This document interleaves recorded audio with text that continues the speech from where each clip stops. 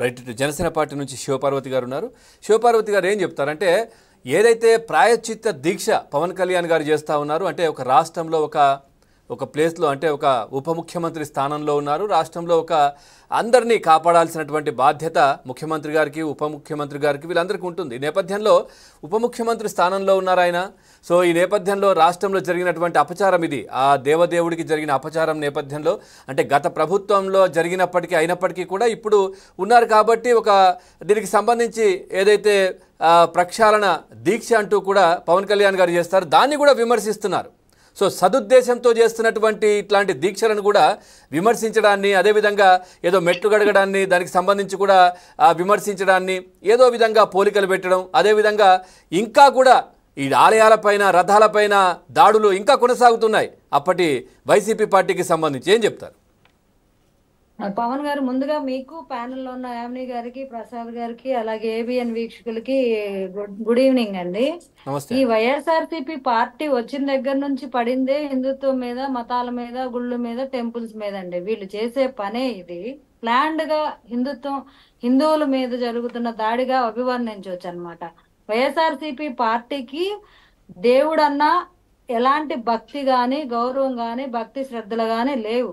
వాళ్ళకి లేకపోగా, ఆ ఆచారాల మీద, సాంప్రదాయాల మీద వాళ్ళకి భక్తి శ్రద్ధలు లేకపోగా, పాటించే వాళ్ళ మనోభావాలను కూడా దెబ్బతీయడము, టోటల్ గా అన్ని దేవాలయాలను మూసేయాలి, మొత్తం అంటే దేవుళ్ళు లేరు, మొత్తం ఉన్నది ఒకటే మతము అన్నట్టుగా వాళ్ళ క్రిస్టియానిటీని పెంపొందించే దానిలో భాగంగానే జగన్మోహన్ రెడ్డి ప్లాన్డ్ గా 5 సంవత్సరాల్లో 250 గుళ్ళ మీద దాడి జరిగింది మాట వాస్తవం. ఈ రోజు కూడా స్టిల్ రథాన్ని తగలబెట్టాడంటే అతను, ఈశ్వర్ రెడ్డి అనే అతను, ఎంత ధైర్యం ఉంటే అలా చేస్తున్నారు అంటే, పదే పదే దాడి చేసినా గతంలో ఏమి చేయలేదు, ఇప్పుడు కూడా ఏమి చేయలేరు. ఒకవేళ ఏమన్నా చేస్తే ఇది వాళ్లే చేసుకొని మతాల మీద చిచ్చులు రేపెట్టి ఏదో రాజకీయ లబ్ధి కోసం వీళ్ళు చేస్తున్నారు కూటమి అనేది ఆ నింద కూడా మన మీదే వేసేసి వాళ్ళు ఏదో చేద్దామని మాత్రం అయితే జరుగుతుందండి. వాళ్ళు ఏం చేయాలన్నా రాజకీయాలకి మతాలను అడ్డు పెట్టుకొని, హిందూ దేవాలయాలను అడ్డు పెట్టుకొని, హిందూ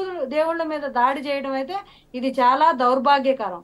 పవన్ కళ్యాణ్ గారు సంవత్సరంలో 4 నెలలు చాతుర్మాస దీక్ష చేస్తారండి. కట్టిక నేల మీద పండుకుంటారు, ఒక్క పూట భోజనం చేస్తారు.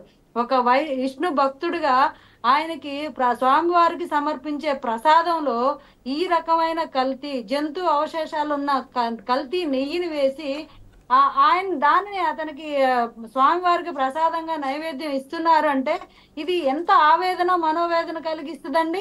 తెలిసిన తర్వాత ఏ విష్ణు భక్తుడైనా దాన్ని తీసుకోగలరా? ఎంత ఆవేదన ఉంటది.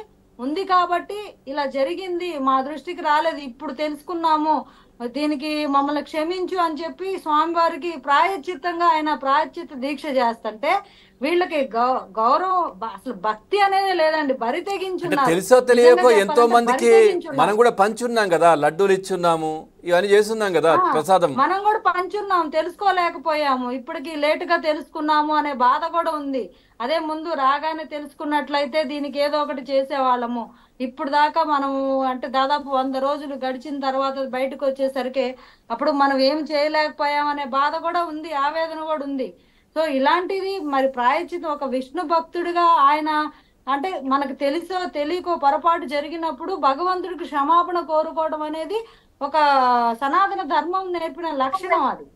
అది కూడా దాన్ని కూడా అవహేళనగా ముస్లింలు ఇంటికి వెళ్ళి ఇది తింటారు, బిర్యానీ తిన్నారు, ఈయనకి హిందువుల మీద తేపకో మాట అట్లా. అసలు పవన్ కళ్యాణ్ గారిని విమర్శించే నైతిక హక్కు ఎవరికైనా ఉందా అని నేను అడుగుతున్నా. వైఎస్ఆర్సీపీ పార్టీ వాళ్ళకి కనీస మర్యాద, కనీస పరమత మతాల మీద గౌరవం, దేవుళ్ళ మీద నమ్మకం, భక్తి శ్రద్ధ, అసలు ప్రజల మనోభావాల్ని మనం కించపరచకూడదు అనే ఇంగిత జ్ఞానం వైఎస్ఆర్సీపీ పార్టీ నాయకులకి లేవు. కాబట్టి గత 5 ఏళ్లలో హిందువుల టెంపుల్స్ మీద ఏ రకంగా దాడులు జరిగాయో ప్యానెల్లో ఉన్న యామిని గారు కూడా ఒక టెంపుల్ దగ్గరికి వెళ్ళి నిరసన చేసిన వీడియో కూడా నేను చూసా.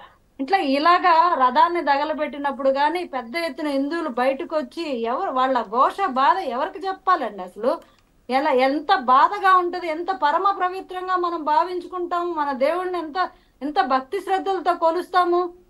అలాంటిది వాటిని కూడా అపహాస్యం చేస్తారు, ఉండీలు పగలు కొట్టేస్తారు, మలమూత్ర విసర్జన చేస్తారు గుళ్ళల్లో, దేవాలయాల దేవుళ్ళ తలలు నరికేస్తారు, చేతులు నరికేస్తారు, నగల దొంగతనం చేస్తారు, గుళ్ళను ధ్వంసం చేస్తారు. ఏందండి ఈ పాపం అసలు? ఇలాంటివి చేస్తున్నా కూడా కళ్ళుండ కబోదిలాగా ఉండాల్సి వస్తుంది హిందువులు. ఎందుకు వాయిస్ రైజ్ చేయట్లా? అదే ఒక చర్చిలో జరిగినా, ఒక మసీదులో జరిగినా వాళ్ళంతా యూనిటీగా బయటకు వస్తారు. అసలు ఎందుకు హిందువులు ఎందుకు మాట్లాడట్లేదు? అసలు నాకెందుకు లేని కనీసం ఆ 5 సంవత్సరాల్లో ఎన్నో దాడులు జరిగాయి. బ్రాహ్మణుల పైన, అర్చకుల పైన కూడా కాలితో గుండెల పైన తన్నే దృశ్యాలు కూడా కనిపించాయి గోదావరి జిల్లాలో. ఇట్లాంటి జరిగినప్పుడు ఒక్కసారి కూడా జగన్మోహన్ రెడ్డి మాట్లాడలేదు. ఇప్పుడు బయటకు వస్తా ఉన్నారు. ఒక్కసారి కూడా మాట్లాడు. ఎవరైతే ప్రాయశ్చిత్త దీక్షను ఎగతాళి చేశారో, పవన్ కళ్యాణ్ గారు దీక్ష చేస్తుంటే ఎగతాళి చేశారో, మరి ఆయన ఈ రోజు నేను దీక్ష చేస్తానంటూ ఆలయాల్లో పూజలు చేయండి, నేను తిరుమల కాలినడకన వెళ్తానని ఈ రోజు బయటకు వచ్చారు. మరి దీన్ని బట్టి మీకు అసలు ఏంటి? మీరు ఒకవైపు ఎక్కిరిస్తా ఉంటారు, ఒకవైపు పూజలు చేయమంటారు. అసలు మీదేంది? అసలు మీ స్టాండ్ ఏంటి అసలు? అంటే నిజంగా వాళ్ళ ప్రభుత్వ హయాంలో తప్పులు జరిగాయి కాబట్టి ఇప్పుడు వాళ్ళు చేస్తున్నారు. దీక్షలు కావచ్చు, ఇవన్నీ చేయడానికి ముందుకు వచ్చారు వీళ్ళంతా. ఒక బాధ్యతాయుతమైన ఆయన యాజ్ ఎ క్రిస్టియన్, ఒక క్రిస్టియన్ అయినప్పటికీ ఇతర కులాలను కూడా గౌరవించాలని చెప్పి జీసస్ గారు కూడా చెప్పారు.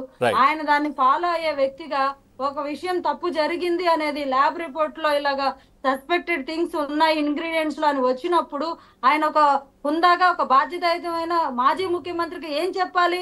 నా హయాంలో ఆ బోర్డు సమక్షంలో ఒకవేళ ఇలా జరిగినట్లయితే విచారణ వేయండి, సిట్టు ద్వారా వేయండి, ఏదైనా తేలితే మేము శిక్ష అనుభవిస్తాము, మేము దానికి ప్రాయశ్చిత్తం చేసుకుంటాము, అది గనక నిజమైతే మేము దానికి కట్టుబడి ఉంటామని చెప్పాలి.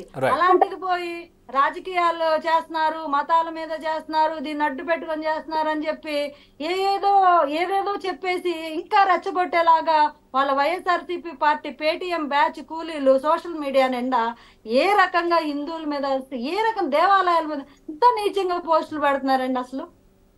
అసలు ఏదైనా ఒక తప్పు జరిగినప్పుడు దాన్ని దాని తప్పు అని చెప్పక